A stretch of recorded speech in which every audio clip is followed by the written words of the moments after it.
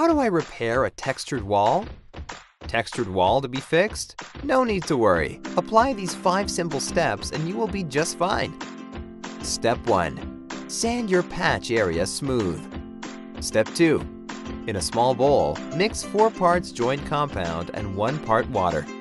Dip a stiff brush into the mixture and hold it close to the wall, bristles up. Step 3. Flick the mixture onto the wall by running a gloved finger across the surface of the bristles. Typically, the faster the flicking motion, the smaller the particles on the wall. Step 4. As an alternative to flicking compound, you can use textured spray in a variety of finishes. Shake the can and spray the patch area in a circular motion 6 to 18 inches from the wall.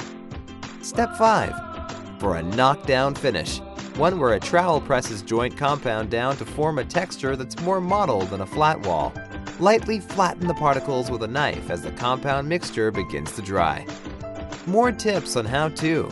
Subscribe to our EE&G Restoration YouTube channel today.